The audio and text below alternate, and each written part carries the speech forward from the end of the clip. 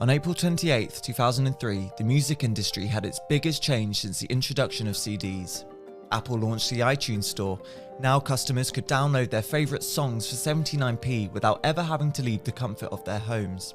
It ushered in the new digital era of streaming, but now a far greater shift is happening at a much faster rate, which is rocking the music industry to the core.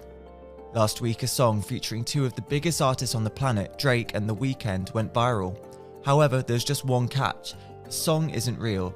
Neither Drake nor The Weeknd wrote, recorded, or even uttered the lyrics because it was done completely using artificial intelligence. David Ingham is head of media, sports and entertainment at Cognizant and is an expert on streaming models and algorithms. He believes streaming giants and existing copyright law have a lot of catching up to do. I think it's very exciting and provides a lot of opportunities, but again, it's a lot of this muddy water of it's so new, people don't know how to classify it. I think a lot of people and laws have to catch up to this, specifically copyright law, which I think impacts the behavior of the platforms quite significantly. But I think it's just interesting, this battle of sort of culture with technology. But how are streaming giants going to cope? Can AI music be considered art in its own right? Or does the computer itself hold the credit for the song, or the human behind it inputting the instructions? And where is the line drawn between a mimic and a flat-out rip-off? I think what has to be tested here in the courts in some way are AIs that are trained on copywritten material. Is the output of that, do a copyright as well? I mean, it is a new work in its own right. I think where it gets muddy is if it was trained exclusively on works owned by The Weeknd and Drake. That's a fuzzy area to me. You could look at it a totally different way to say, if you've just been listening to, if me as an artist, an emerging artist, just listens to Drake, and The Weeknd songs, and then I write something that's inspired by them, is that kind of what the AI is doing?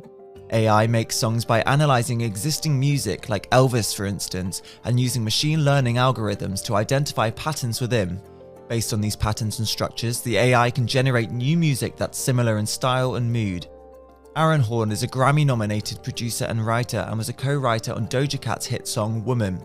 He says he's optimistic about the role of AI in a fast-changing music industry.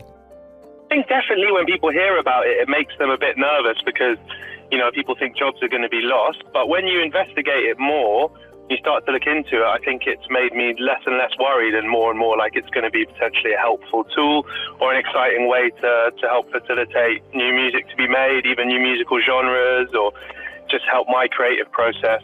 What will be possible with these new tools? Well, Aaron believes AI opens endless possibilities with music, including bringing artists back from beyond the grave.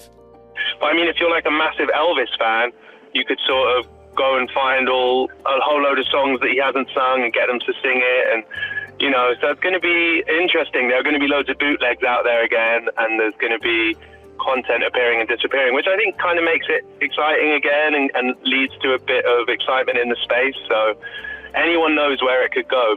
Within the next year, we could well be seeing AI-generated music and AI-generated photorealistic music videos.